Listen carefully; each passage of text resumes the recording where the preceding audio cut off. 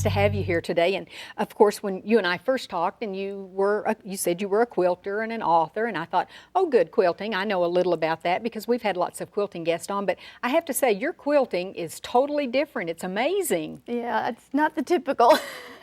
They're projects that you can complete in a day, and this particular one uses raw edges and glue, which is not usually in the quilter's vocabulary. Oh my gosh! Yeah. Well, let's show what you're talking about. Yeah, this is a little seaside village.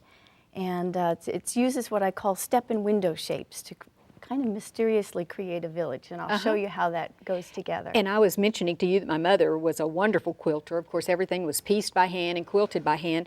But I can remember her doing a similar scene, something. But every little edge was turned under, and she had to hand stitch it. It took, well, months, if not years, to do. Yeah, and this doesn't in a day. Okay, I already like your project. And this is out of your book called Happy Villages. Right. And so if you really get inspired, you can look through here and find all kinds of patterns for others.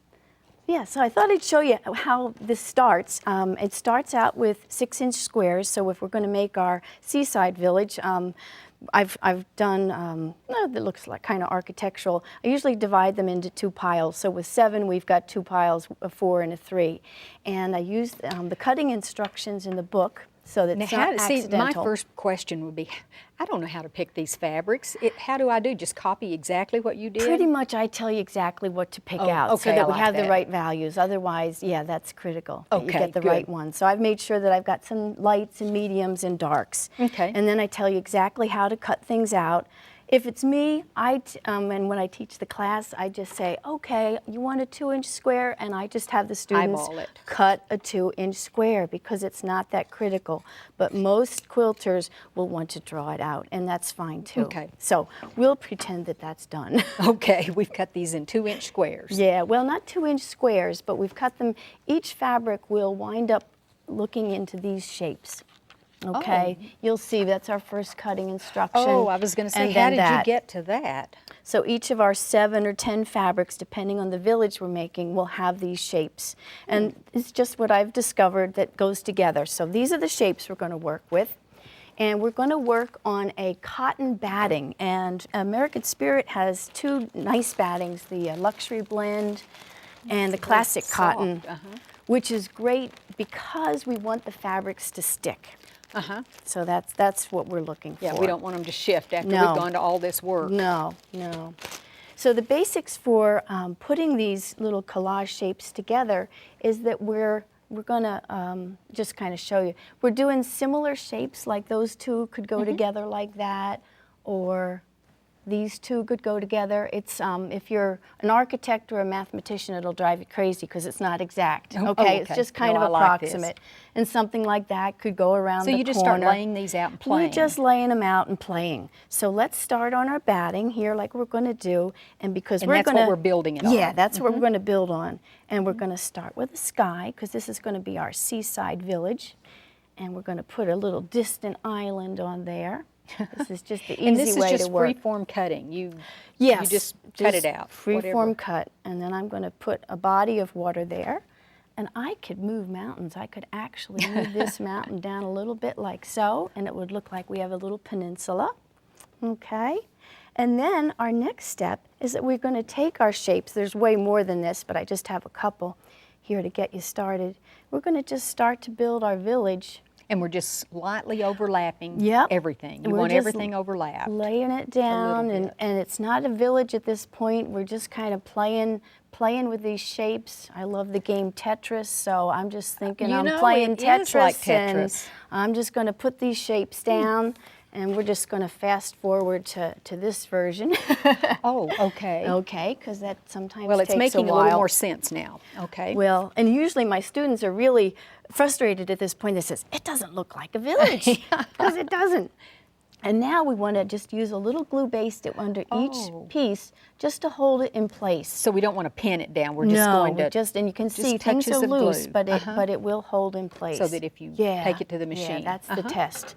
Now, to make it look like a village, we're going to add triangles, half circles and trapezoids, and we're going to use our rotary cutter with the wavy blade Oh, I have to one of make those. neat shapes. Like here we have some really neat shapes, and these are what we're going to add to our village to make it start to look like one. Okay, so that's what that blade's good for. Yeah, I always wondered. Yes, I've always wondered what I'd use it for. Okay.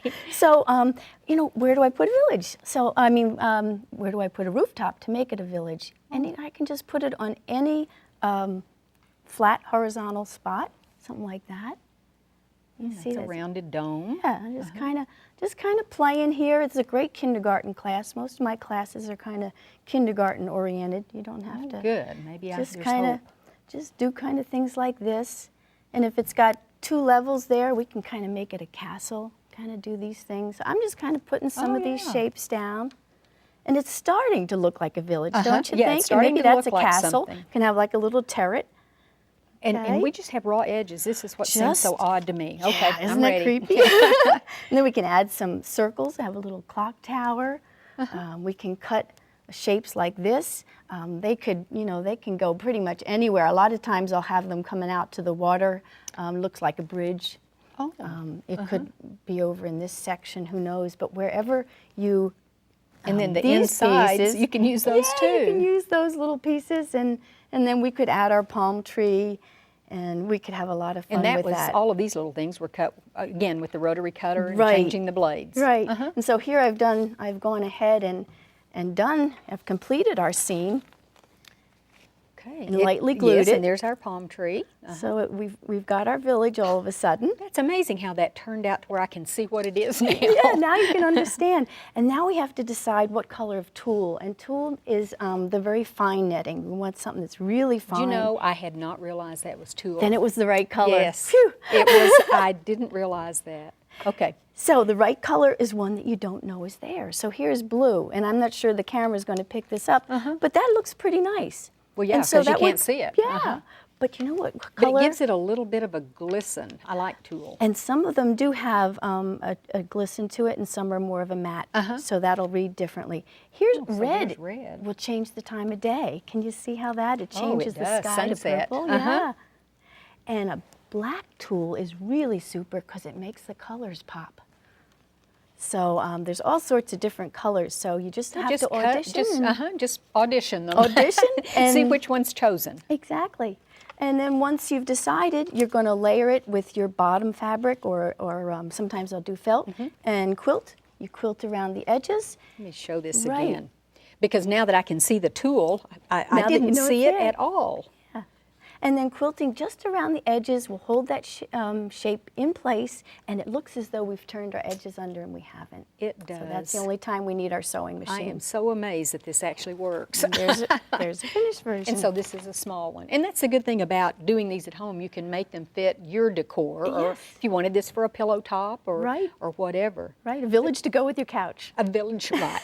And let's just show a couple of others too. Because Yeah, we have a these are little just sandcastle, beautiful. just working with the sandcastle colors. That's amazing. And this has a sparkly tulle, really sparkly And tulle it is on it. the sparkly tulle. Yeah, The yeah. other has a little bit of a sparkle. And here I've started with a photograph transferred to fabric and an created actual photograph. Right, and working from that color Oh, palette. and look at all these blacks and grays and browns and And you can that's do this any beautiful. size you want. So, and you can make a little postcard size. and a lot of people like to do they things love for to holidays. Halloween and gingerbread villages and you name it, if you can do it. Just Well, cutting. Karen, this is just amazing. Oh, and I love the shapes. way the that spider webs. fun? They just stand out so much. Well, thank you so much for showing us My how to make pleasure. happy villages. Yeah. It does certainly look like fun. It is.